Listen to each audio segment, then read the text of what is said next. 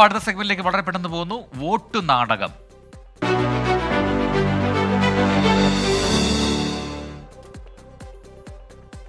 മുഖ്യമന്ത്രി പിണറായി വിജയൻ രാഹുൽ ഗാന്ധിക്ക് വേണ്ടി വോട്ട് അഭ്യർത്ഥിക്കുമോ? ഒരിക്കലും സംഭവിക്കാൻ ഇടയില്ലാത്ത ഒരു കാര്യമാണിത്.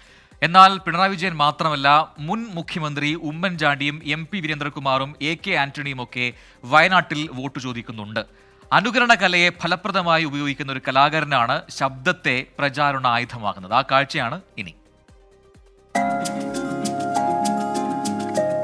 വയനാട് മണ്ഡലത്തിൽ നിന്നും പാർലമെന്റിലേക്ക് മത്സരിക്കുന്ന രാഹുൽ ഗാന്ധിക്ക് വോട്ടഭ്യർത്ഥിക്കുന്നതിന് വേണ്ടിയാണ് ഞാൻ ഇവിടെ എത്തിയത്. ജാതി മത വർണ്ണ ചിന്തകൾക്കപ്പുറം മനുഷ്യസ്നേഹം എന്ന മാനവികത ഉയർത്തിപ്പിടിക്കുന്നതിനു വേണ്ടി ശ്രീനാരായണ ഗുരുവും ചട്ടമ്പി സ്വാമികളും വൈകുണ്ഠ സ്വാമികളുമൊക്കെ ഉഴുതുമറച്ച മതേതര മണ്ണ് നിലനിൽക്കുന്നതിനു വേണ്ടി നമ്മുടെ രാഹുൽ ഗാന്ധിക്ക് വോട്ടഭ്യർത്ഥിക്കാൻ വേണ്ടിയാണ് ഞാനിവിടെ എത്തിയത്. പേര് ഉമ്മർ പൂപ്പറ്റ. വയനാട് കാക്കവയൽ സ്വദേശിയാണ്. മിമിക്രിയിൽ 1000-ലധികം വേദികൾ ഇതിനകം പൂർത്തിയാക്കി. തെരഞ്ഞെടുപ്പ് പ്രചാരണത്തിൽ ഇത് വേറിട്ട വഴി.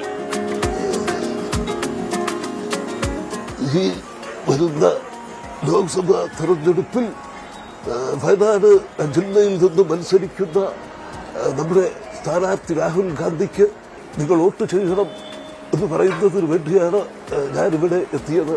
വരുന്ന ലോക്സഭാ തെരഞ്ഞെടുപ്പിൽ ഐക്യരാജ്യത്തെ ഉന്നത സ്ഥാനാർത്ഥിയായി മത്സരിക്കുന്ന രാഹുൽ ഗാന്ധിക്ക് കൈപ്പറ്റി ചിലച്ച് വോട്ട് ചെയ്യണം. പ്രചരണ രംഗത്ത് എല്ലാ ആയുധങ്ങളും ഉപയോഗിക്കുന്ന ഒരു കാലഘട്ടം. അപ്പോൾ സിനിമാ താരങ്ങളെയും രാഷ്ട്രീയക്കാരെയും ശബ്ദത്തിൽ വോട്ടഭ്യർത്ഥിക്കുക എന്നുള്ള ഒരു വ്യത്യസ്തമായ ഒരു രീതിയാണ് നമ്മളിവിടെ ഉപയോഗിച്ചിട്ടുള്ളത്. രാഷ്ട്രീയ നേതാക്കൾ മാത്രമല്ല, സിനിമാ താരങ്ങളും ബസ് സ്റ്റാൻഡുകളിലും കവലകളിലും ശബ്ദമായി മാറുന്നുണ്ട്. എനിക്ക് കുറച്ച് കാര്യങ്ങൾ വയനാട്ടിൽ വോട്ടർമാരോട് പറയുവാനുണ്ട്. രാഹുൽ ഗാന്ധിക്ക് കൈപ്പത്തി ചിഹ്നത്തിൽ വോട്ട് ചെയ്യണമെന്ന് പറയുന്നതിന് വേണ്ടിയാണ് ഞാൻ ഇവിടെ എത്തിയത്. സൂര്യൻ അസ്തമിക്കാത്ത ബ്രിട്ടീഷ് സാമ്രാജ്യത്തിനെതിരെ തന്റെ ജീവനും സ്വത്തുമെല്ലാം വഴിയപ്പെടുത്തി വായിച്ചെന്ന സ്വാതന്ത്ര്യം ഇന്ത്യ രാജ്യത്ത് നിലനിൽക്കുന്നതിന് വേണ്ടി രാഹുൽ ഗാന്ധിക്ക് വോട്ട് ചെയ്യണമെന്ന് അഭ്യർത്ഥിക്കാൻ വേണ്ടിയാണ് ഞാനിവിടെ എത്തിയത്. എല്ലാ രാഷ്ട്രീയ പാർട്ടികളുടെയും സന്നദ്ധ സംഘടനകളുടെയും വേദികളിൽ അനുകരണ കല അവതരിപ്പിക്കാറുണ്ട് ഉമ്മർ പൂപ്പറ്റ. കലയെ കലയായും രാഷ്ട്രീയത്തെ രാഷ്ട്രീയമായും കാണുന്ന ഇദ്ദേഹം സംസ്കാര സാഹിതിയുടെ ഭാരവാഹി കൂടിയാണ്.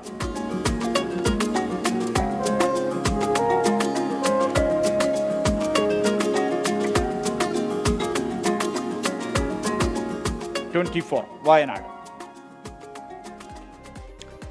അപ്പോൾ ഒരു മികച്ച കലാകാരൻ കൂടിയാണ് അദ്ദേഹം, അല്ലേ? പെട്ടെന്നൊരു അട്രാക്ഷൻ ഉണ്ടാവും. ആളുകൾ ഇങ്ങനെ വെറുതെ നിൽക്കുന്നവരുടെ മുന്നിലേക്ക് വേറൊരാളായിട്ടാണല്ലോ അദ്ദേഹം എത്തുന്നത്.